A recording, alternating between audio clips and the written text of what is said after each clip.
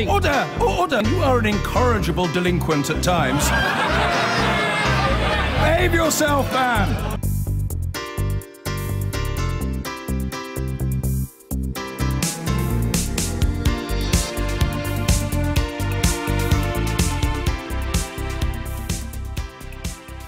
It's the greatest collective expulsion of Russian diplomats and intelligence officials in history. 19 countries, including America, and 15 EU nations have united in response to the nerve agent attack in Salisbury. The United States is to expel 60 Russian diplomats. Most are based in Washington, but a dozen will leave from the UN in New York. 15 EU member states, including France and Germany, are taking similar action. Today's unprecedented move follows the poisoning of former Russian agent Sergei Skripal and his daughter and the subsequent expulsion of 23 Russian diplomats from the UK last week. Moscow says the expulsions are a mistake and it will respond symmetrically to them in the coming days. Our diplomatic correspondent James Robbins has the latest. Sometimes size really does matter. And this diplomatic action against Russia by Western democracies is unprecedented in its scale. On their own, the American expulsions are startling. 60 Russians being ordered out by the White House, a new record in the post-Cold War world. Then add the Russians being kicked out by European governments. France and Germany top the list, alongside Poland, which borders Russia and is highly vulnerable. About half the EU states are expelling, backing Britain with action, not just words. NATO ally Canada is also clearing out some Russians, as is one of President Putin's largest victims, Ukraine. The Prime Minister could hardly have hoped for more. She told the Commons it was the largest collective expulsion of Russian intelligence officers in history. I have found great solidarity from our friends and partners in the EU, North America, NATO and beyond over the past 3 weeks as we have confronted the aftermath of the Salisbury incident. And together we have sent a message that we will not tolerate Russia's continued attempts to flout international law and undermine our values. 3 weeks after the Salisbury attack, as the investigation goes on and warnings to those who were in the area at the time remain in place, the diplomatic heat on President Putin is being turned up again. In Brussels, the President of the European Council, Donald Tusk, said today's EU action could even be extended quite quickly. Additional measures, including further expulsions within the common EU framework, are not to be excluded in the coming days and weeks. Today's action has its roots in years of alleged Russian misbehaviour. From President Putin's annexation of Crimea, judged illegal by most of the outside world, through armed intervention in eastern Ukraine to destabilise the country, to accusations of Kremlin fingerprints on a catalogue of cyber attacks against the West, combined with abuse of social media and plots to undermine elections and democracy in Europe and the United States. Russia's immediate reaction? For my part, I express strong protest in relation to the United States' illegitimate actions. There is not a single piece of evidence of the Russian Federation's interference in the investigation or of Russia's involvement. Moscow is sticking with denial. Russian retaliation is inevitable. The crisis triggered by attempted murder in Salisbury continues to grow at a startling pace. James Robbins, BBC News. Well, we can talk to our correspondents in Brussels and Moscow, but first to Washington and our North America editor, John Sopel. John, expelling 60 Russian officials, this is a big step by President Trump. Well, Fiona, not since the Cold War, not since Russia was the Soviet Union, have so many Russian diplomats been expelled from US soil in one go. And I think if the international community were expecting some kind of token gesture on the part of the US, forget it.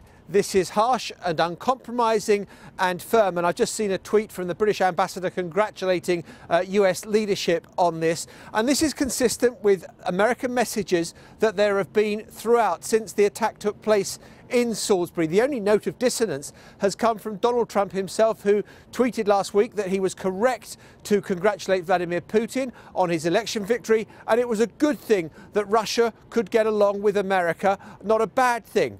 Well, they're not getting along today. Well, in EU circles, foreign policy decisions have to be taken unanimously, and that is why today a group of EU countries, altogether more than half of EU nations, have decided to take matters into their own hands and expel Russian diplomats themselves. This after the EU took the unprecedented move of bringing home its ambassador to Russia. Now, EU leaders say this is in solidarity with the UK, but as a senior German government source pointed out to me this evening, there are also wider concerns about Russia behind this, about its actions recently in Syria, for example, and in Ukraine, and then of course in Salisbury, so much closer to home. Well, there has been a furious reaction in Moscow. The Russian Foreign Ministry described the mass expulsions as a provocative gesture. It said those countries which had expelled Russians were blindly following the British authorities on the Salisbury poisoning, and it promised that Russia would respond, and most likely that response will be tit for tat. I think it's very likely that we'll see more than 100 foreign diplomats being ordered to pack their bags and to leave Russia. Was Moscow surprised by the scale of this coordinated action? I think it was. But the problem the West is facing in this escalating diplomatic war with Russia is that the man who works out of the building behind me, Vladimir Putin, history shows he doesn't react positively to pressure, and if there is a confrontation with the West, he will be determined to win it. Steve Rosenberg in Moscow, Katya Adler in Brussels, and John Sobel in Washington. Thank you all very much. The Foreign Secretary, Mr. Johnson, has called it an extraordinary international response. More than 100 Russian diplomats are to be expelled from a growing list of countries, including the US and Canada, in response to the nerve agent attack in Salisbury. Moscow has promised retaliation, saying the moves are a provocative gesture. Here's our Europe editor, Matt Fry. The Russian embassy in Berlin. And don't be fooled by the horse and cart. There's nothing quaint about this story. The Russian embassy in Prague, soon with rooms to spare. And the one in Washington, D.C., a real diplomatic fortress. And the flag is not at half-mast because of geopolitics, but it might as well be. What started in a placid cathedral town in Wiltshire 3 weeks ago has now led to the biggest diplomatic face-off in years. Already today, 14 member states have decided to expel Russian diplomats. Additional measures, including further expulsions within the common EU framework, are not to be excluded in the coming days and weeks. If Moscow had been banking on British isolation in times of Brexit, it was wrong. 18 countries have announced their intention to expel more than 100 Russian intelligence officers from their countries.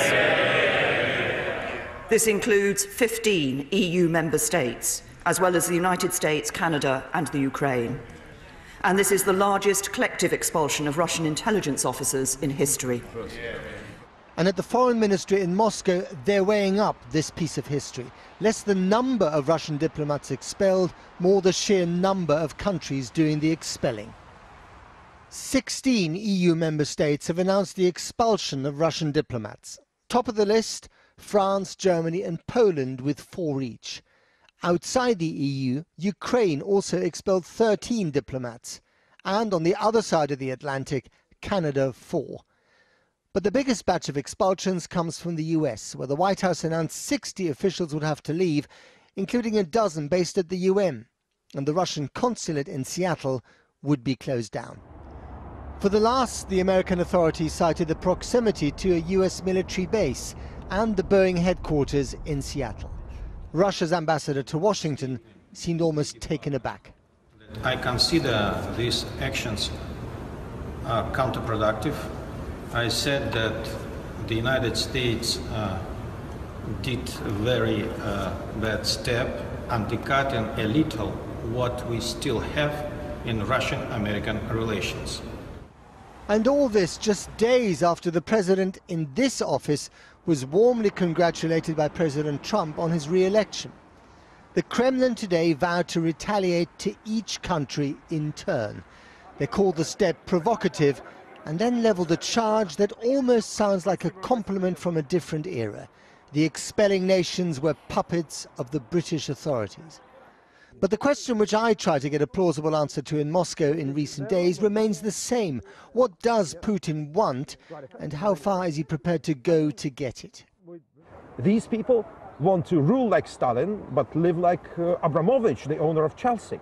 And this now is under threat. And I think that will create a lot of trouble for the inhabitants of the inner ring in Moscow.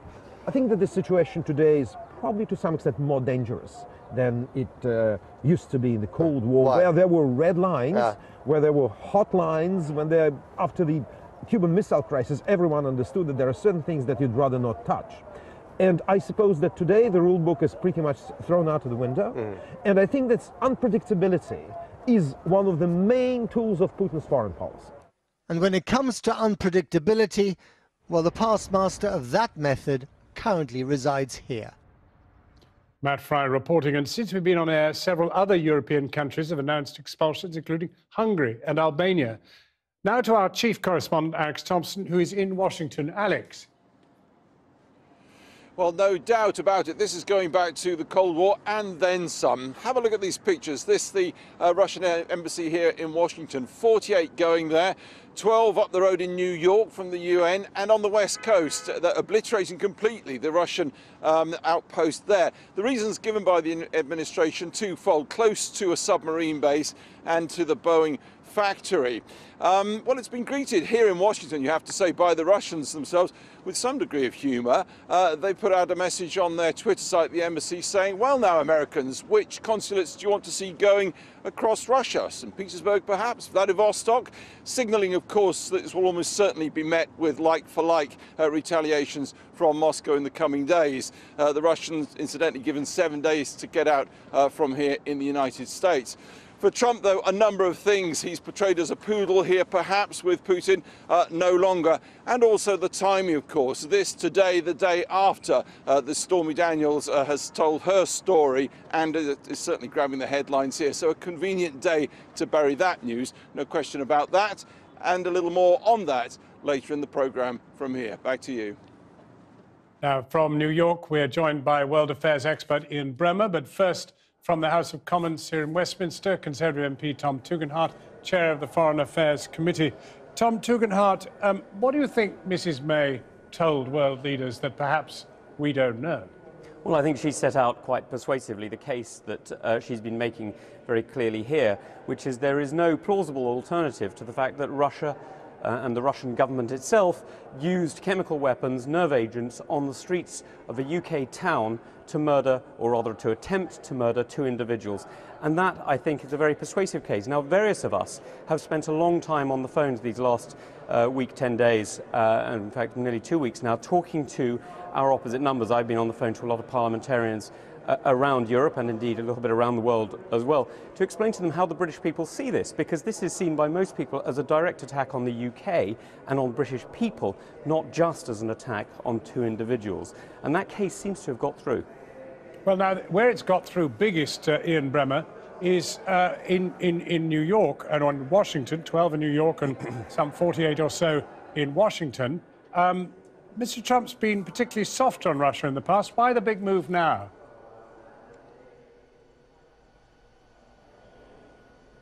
Well, the Trump administration, of course, hasn't been so soft on Russia, but Trump has personally, you're absolutely right, he's been very reluctant to say anything mean to or about Putin on the record or in their private calls. Now, what we know is that the investigation, the Mueller investigation, is getting larger than Trump had hoped and expected, and it's getting closer to him personally. So perhaps he feels like anything that's going to happen with the Russians is going to come out anyway.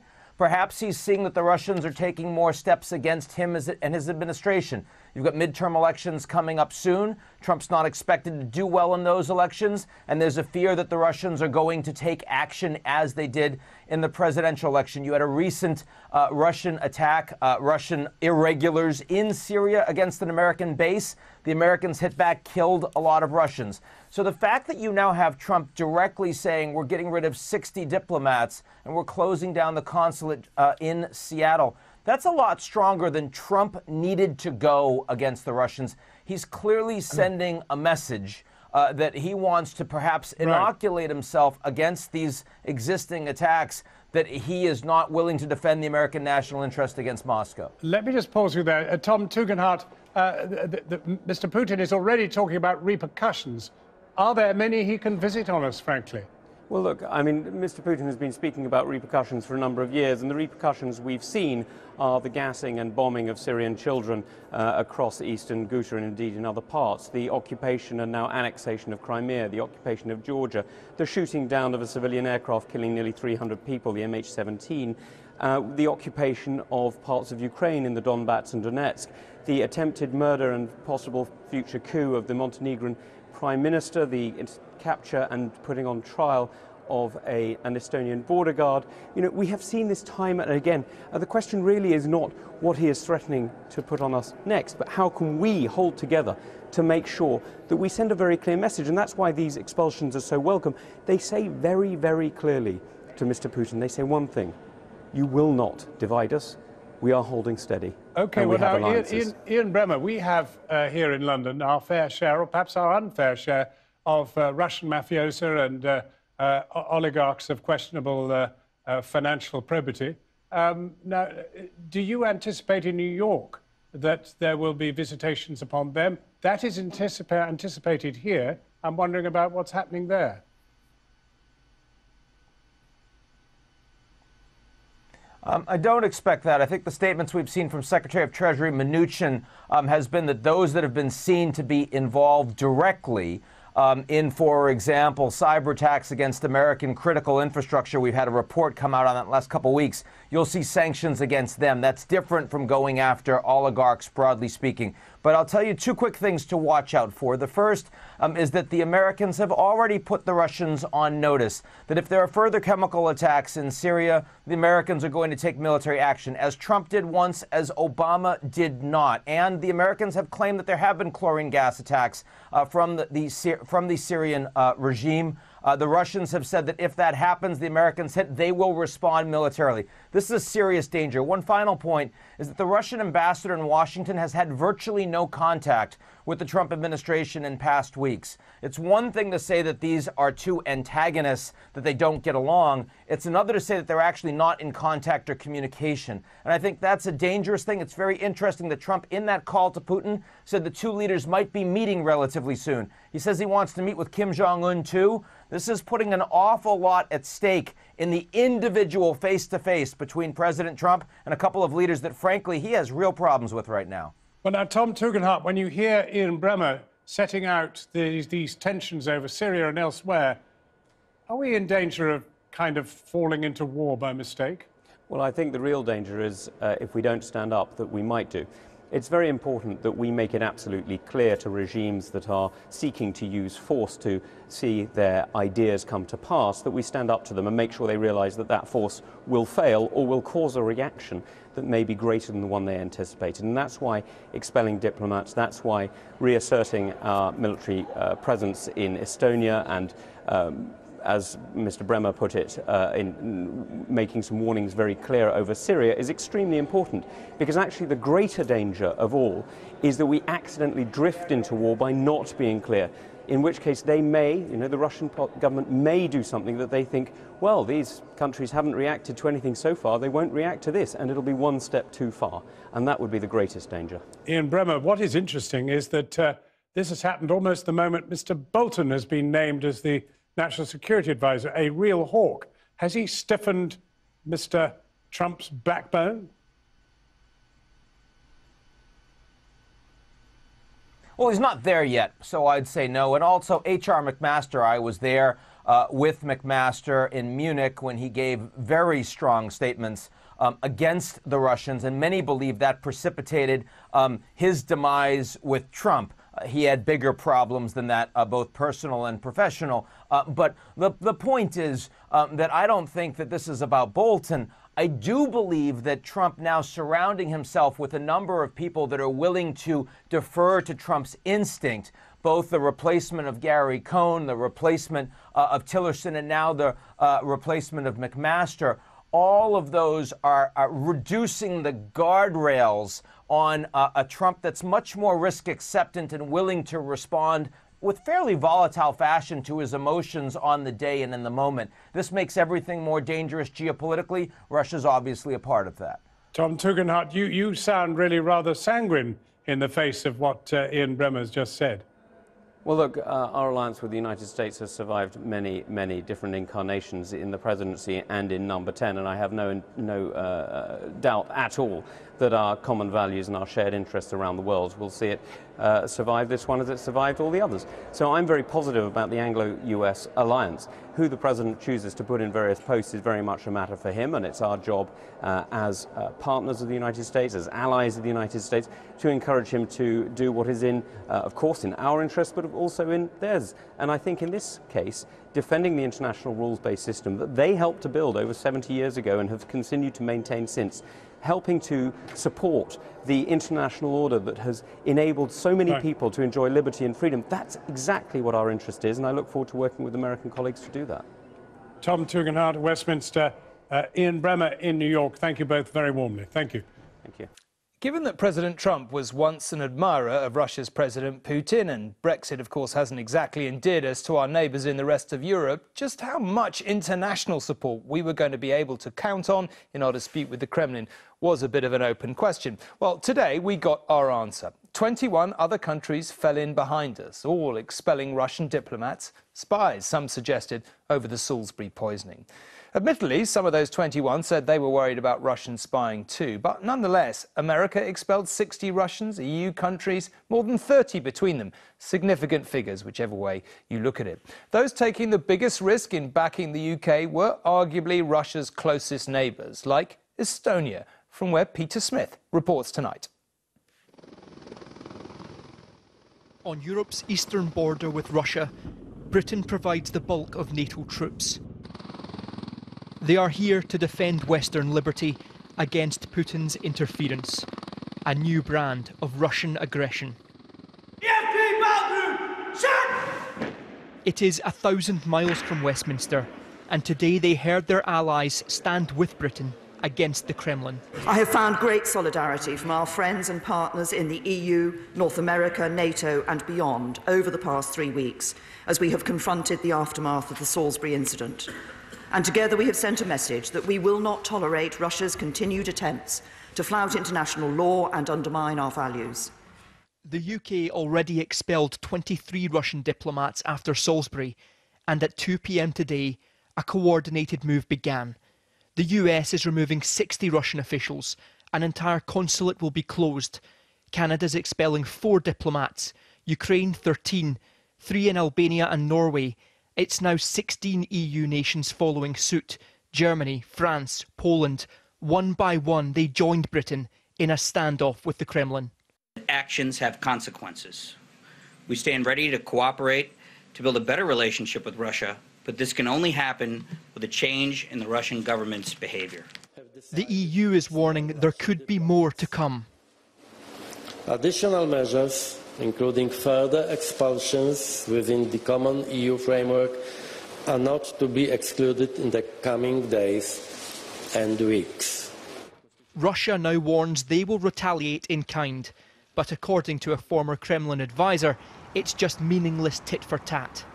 I would even go as far as saying that when governments expel diplomats, that means they have no other option. The UK's Defence Secretary was in Estonia meeting British troops, and he's feeling vindicated after that infamous and less than diplomatic message to Russia.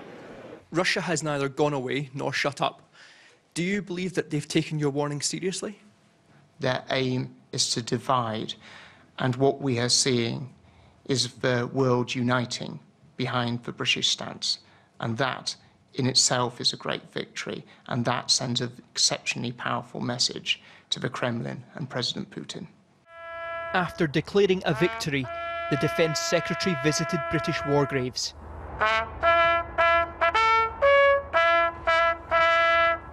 Today there are only diplomatic casualties, but tensions are escalating.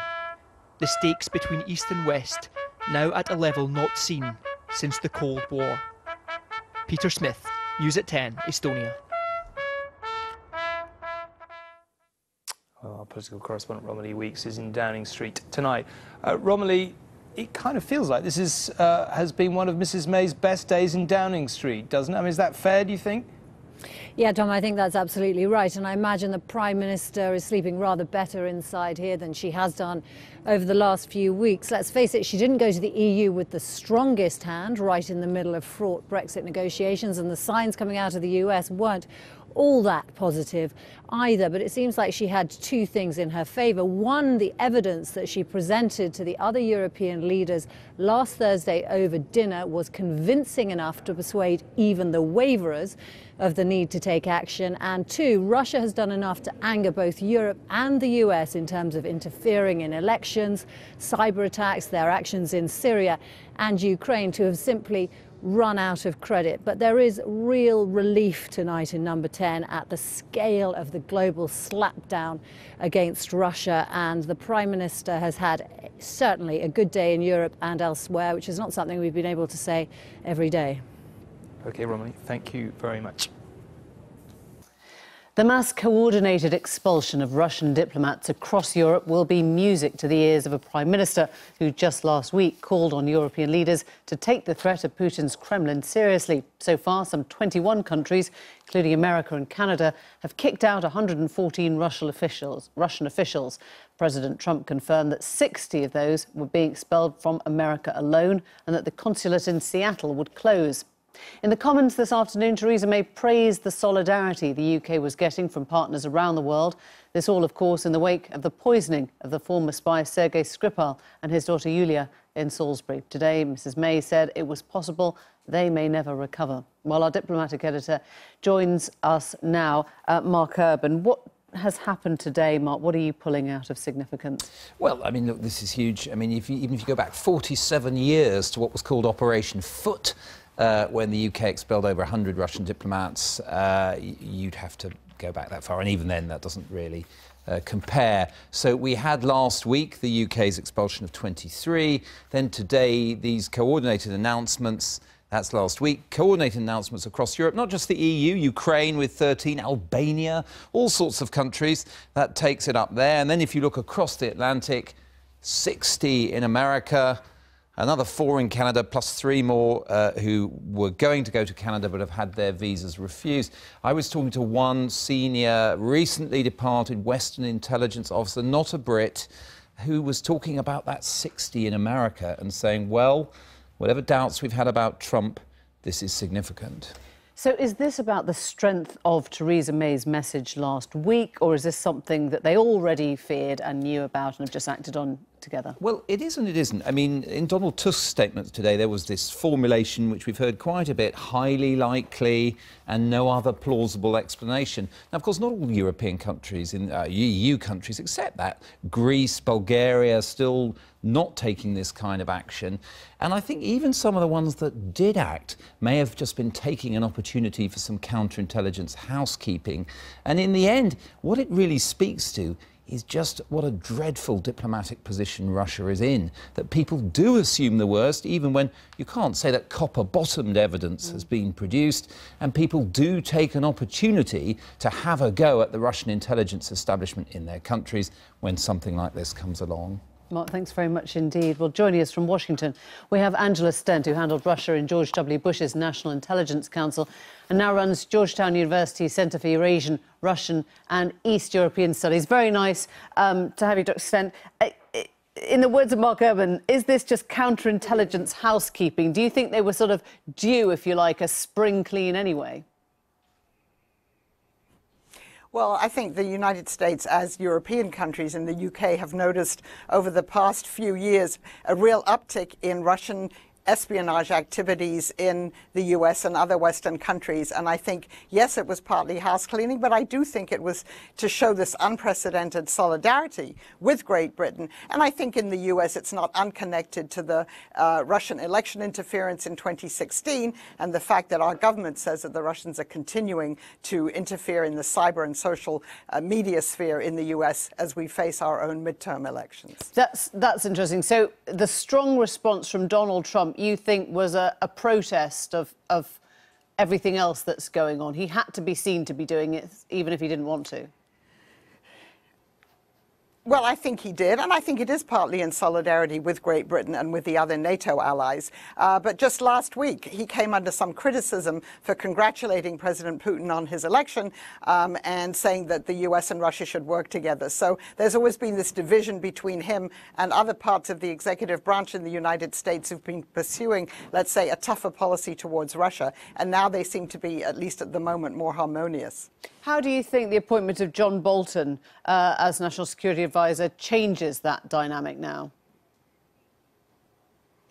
Well, he certainly has a reputation as a hawk, not only on Iran and North Korea, but also on Russia. On the other hand, he has also said in the past year that he doubted some of the evidence about Russian election interference. So I think we're going to have to wait and see until he's in office and until Mike Pompeo, the current CIA director and future Secretary of State, are in office to see how that moves forward.